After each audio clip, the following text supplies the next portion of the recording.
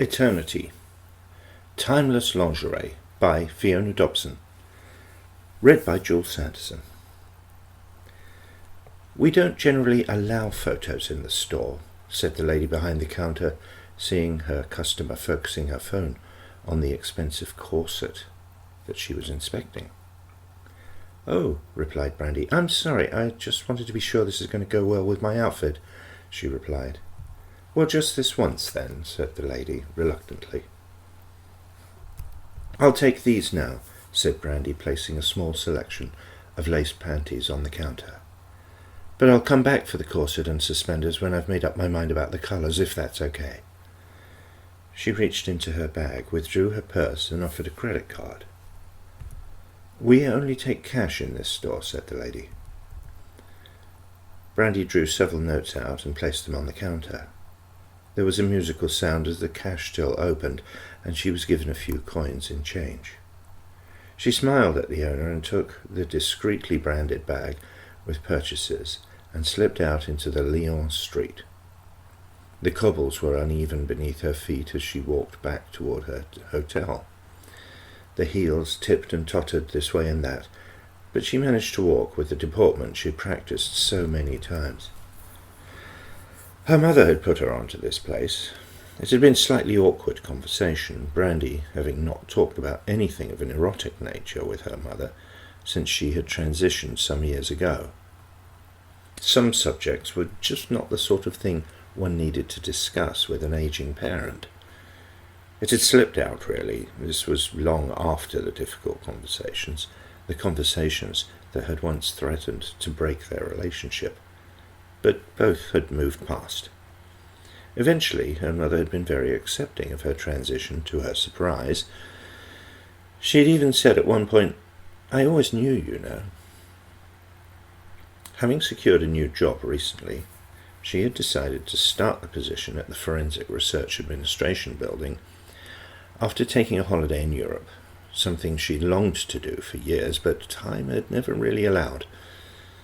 A little time in London, then train to Paris, which seemed too expensive to linger in for too long, and then wrapping up in Lyon before flying home. Brandy had worked in forensics for several years, her specialist area being documents and handwriting analysis. It was an unusual occupation, and not one in which jobs often became available.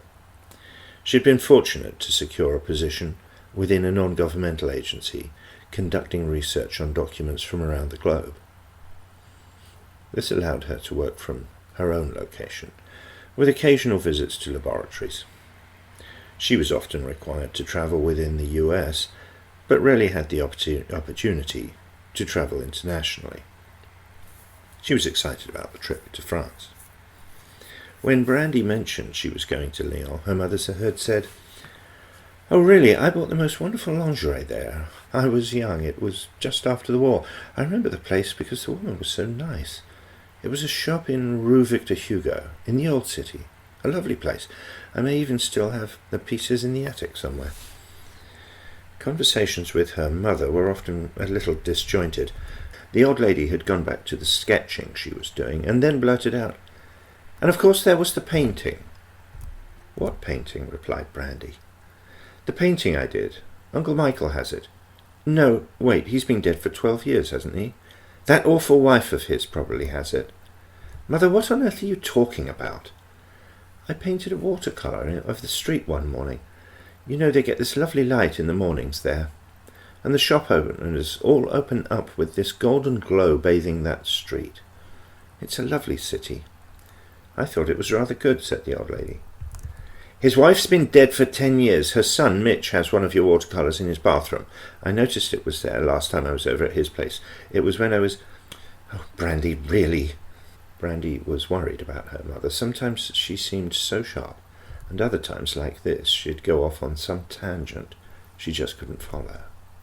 Brandy had made a note of it and decided if she found herself with any spare time, she would see if the lingerie store still existed. Who was she kidding? She later asked herself. Of course she would make time. After all, that was what this trip was all about. Time for herself. "It's about time you got yourself some nice clothes," said her mother. Brandy cringed a little. She knew her wardrobe was perfectly good. Clothes were something she took great pride in. Lingerie was not something she cared to discuss with her mother. She always felt awkward when her mother started talking about anything of an intimate nature. As luck would have it, the old lady had not elaborated, deciding that good taste wouldn't allow any of the dissection of the details. Instead, she went back to her sketching. She did, however, say, almost under her breath, "If you're going to be a woman, then be a tasteful one."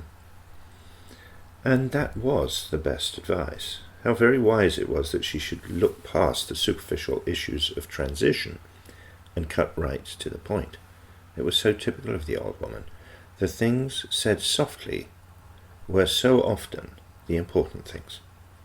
"It's about who you are, not what you are," her mother had said at one point, as she had got used to Brandy presenting female. In some strange way, these words had been a comfort to Brandy.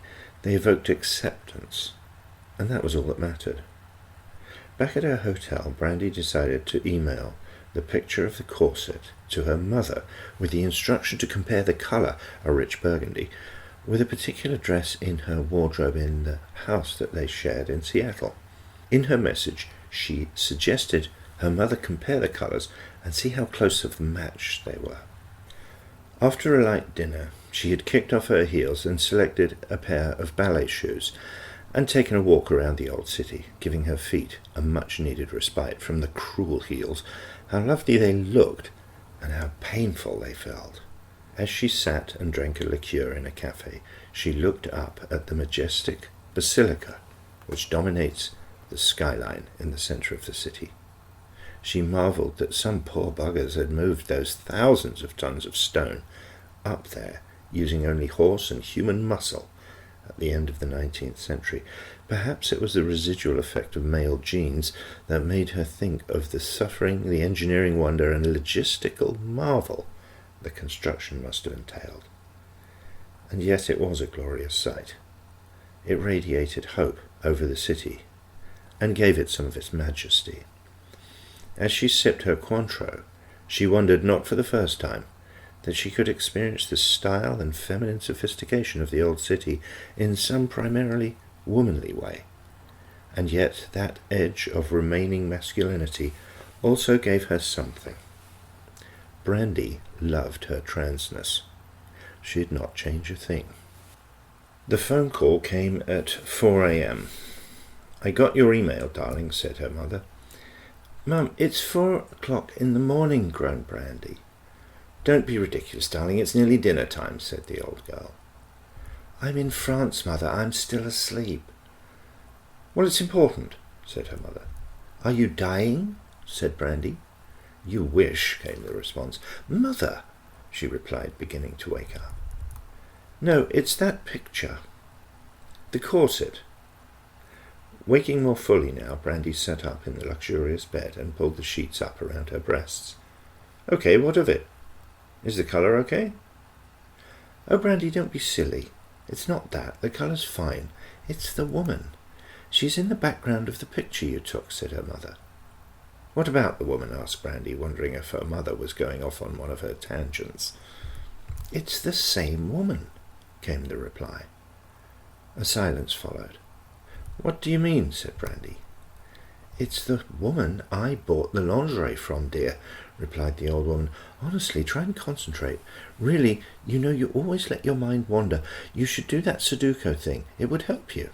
It helped Mrs. Williams down the road. She used to be as mad as a loon, and you don't want to end up like her." "How can she be the same woman?" said Brandy, making a conscious effort not to take the bait. "You were here in, what was it, 1947? 48, August. But yes, it's the same woman. I know it is. I painted her. I know it's the same woman." Brandy took a moment to gather her thoughts. What an odd thing for her mother to say. "Mother, it could be that they just look the same. You know how these French women are." "No, she's the same woman. I can tell. Look, perhaps she's the daughter of the person you met, but I guarantee that she's not the same woman you bought lingerie from. She'd be a good 90 years old if it was. And she'd look like, well, you know, like you. She'd look at least 70, said Brandy diplomatically. You should learn some manners, my girl, said her mother. I'm telling you, though, I never forget a face. I'd like to forget this conversation and go back to sleep, if it's all the same to you, said Brandy as she yawned and fell back on the pillow. I'm going to hang up now, Mother. Good night. I sometimes wish I'd had a nice, respectful son, said her mother. Someone who could come over and mow the lawn. Have you seen the state of the lawn? Brandy hung up the phone. Brandy forgot about the phone call until she'd finished her breakfast at one of the pavement cafes in the old town. Her mother was mistaken, as was hardly surprising with someone of such monumental age, thought Brandy. Perhaps it was the daughter. She cast the thought from her mind and glanced at her schedule for the day.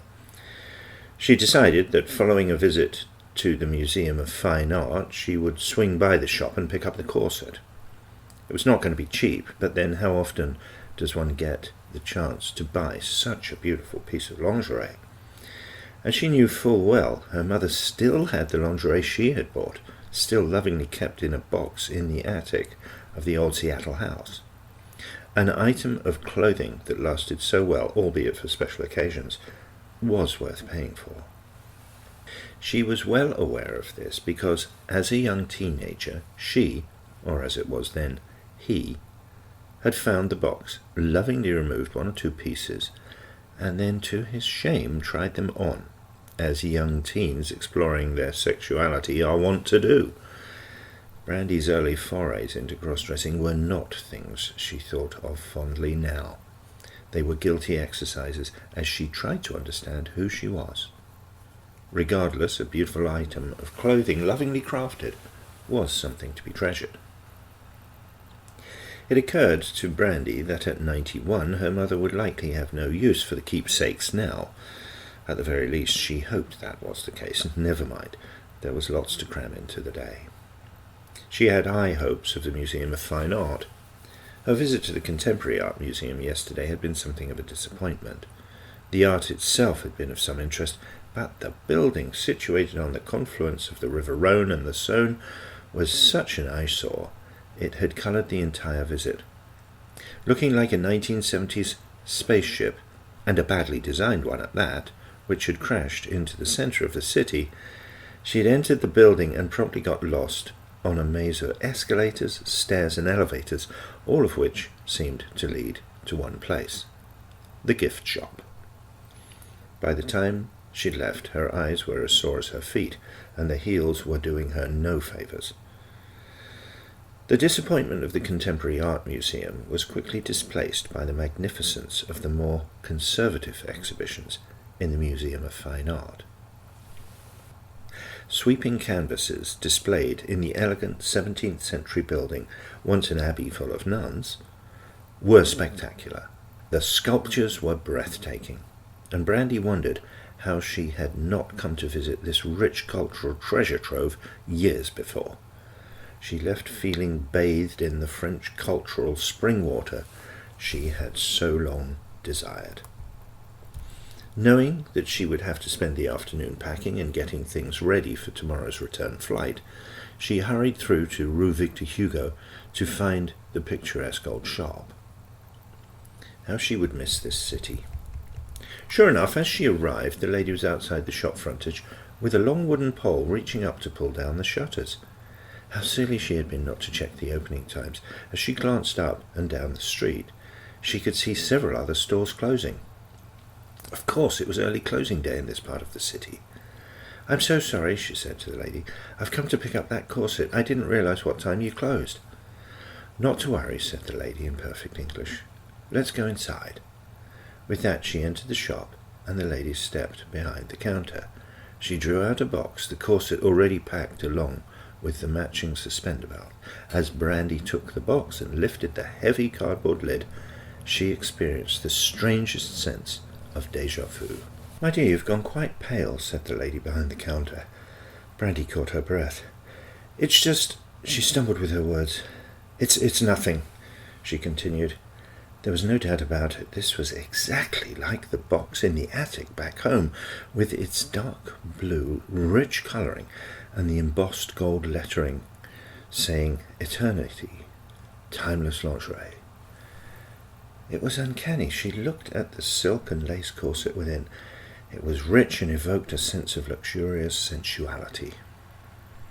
"It's a lovely piece," said the lady. "It's going to look perfect on you," she concluded. Brandy closed the box. The lady was right. It really would look perfect. She reached into her purse and drew out most of the remaining euros she had and placed them on the counter. The lady took a fountain pen from a drawer and handwrote a receipt. "I like to give a receipt for all purchases over €50, she said, "just in case you need to return the corset." "I'm sure it'll be fine," replied Brandy as the lady placed the receipt in the box. The till rang out its chime, and Brandy took the box, put it under her arm, and turned to leave, and then stopped. She looked back at the lady, who was retrieving her pole to close up the shop. She turned to her and said, "You know, it's an odd thing. My mother came to this shop years ago. She tells me it was back in 48. "Ah, yes, the shops in this part of the city stay in the same hands for years, mademoiselle. No one is in a rush to leave this street, especially the way property prices are now." She moved as though to continue her task.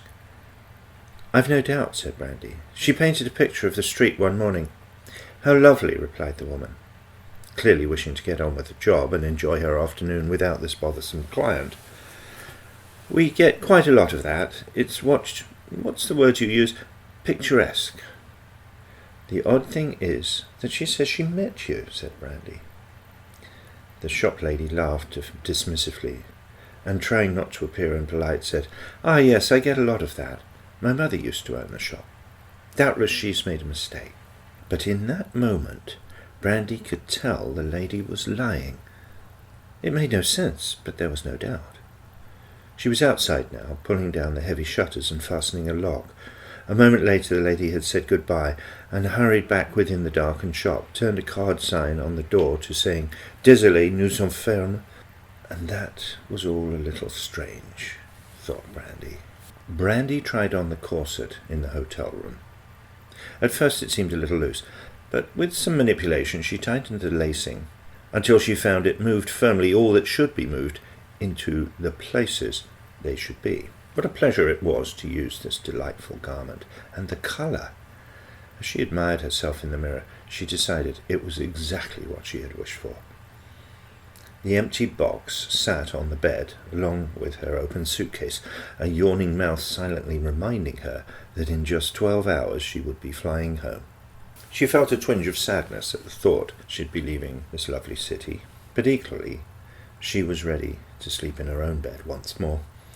As she put away the corset, she noticed the receipt in the box. She found herself examining the admirable copperplate handwriting on the receipt. She quickly turned away and put thoughts from her mind. Being a professional in the field, she had a private rule not to practice her trade within her own private life. To do that would inevitably lead to the analysing of every handwritten note or jotting, something that she studiously avoided. It was late now, and she had an early start to get out to Saint-Exupéry Airport. The train would take her directly there in a matter of minutes, but she wanted to be fresh for the trip. She undressed, had a brief shower, and then pulled on her loose-fitting cotton pyjamas and decided to make a quick call to her mother to remind her to tell Mitch to pick her up from the airport as they'd arranged before she travelled. "Hello, Mother," she said as the call was answered. "It's Brandy." There was a pause at the end of the phone. "Your daughter," she said after a moment, feeling a little frustrated. "I know who you are, dear," said her mother. "How's your trip going?" "I'll be flying out tomorrow. I just want to know, did you remind Mitch to pick me up from the airport?" "Of course I did, darling. I did it first time you mentioned it. I'm not senile, you know," came the reply. Brandy decided, not for the first time, that her mother was teasing her. "Oh, that's good," she said. "Well, don't take my word for it. Why don't you ask him yourself? He's here, you know. He came over to do the lawn. You know, it's a terrible shame no one else does it. You'd think—" "Mother, stop it," said Brandy. Another voice answered. "Hello, Brandy. What's cooking?" said Mitch. Brandy groaned inwardly. Mitch was the nicest cousin one could wish for. He had a sensible job and did everything a good son should do, which irritated Brandy terribly. He made everyone else look bad. "Oh, hello, Mitch," said Brandy. "I'm looking forward to picking you up. I've got your flight details. I'll be waiting at arrivals." "That's so kind of you," said Brandy through clenched teeth. "How's the Sudoku going?" asked Mitch. "What?" replied Brandy. "Your mother said you're using it. Something about memory issues," answered Mitch. Brandy sat on the bed and reminded herself of some of the yoga exercises she had practiced to reduce stress. A moment later, she took a breath, and then on the spur of the moment had an idea. "Mitch, would you do something for me?" "Of course," came the response. "Okay, here's what I need you to do. First of all, don't ask me why. Next, I want you to go up to the attic. There's a load of boxes and things, but one of them is a specific box.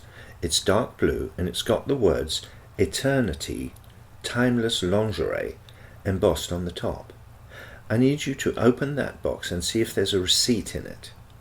If there is, I need you to photograph it, use the macro setting on your cell camera, and plenty of light. Send it to me on your cell. And here's the fun bit, don't let Mum know why you're up there." There was silence from the phone. Eventually Mitch said, "Is everything all right, Brandy? Have you been doing the Sudoku?" "Very bloody funny," replied Brandy. "Give me about 15 minutes, said Mitch. If there was one thing one could say about her cousin, Brandy knew he was reliable. She was passed back to her mother, who asked if she was eating properly and told her to wear clean underwear on the flight home in case the plane crashed. With that, she climbed into bed. 15 minutes later, there came the discreet chime to tell her the picture had arrived. Opening the image, she stared at it. This was definitely odd. She couldn't help herself. She climbed from her bed and opened the box containing the corset. She sat in the hotel room at the desk and compared the receipt and the image she'd just received. There was no doubt about it. This was the same person's hand. The end. This has been Eternity, Timeless Lingerie by Fiona Dobson, read by Jules Sanderson. You can find more stories just like this at fionadobson.com.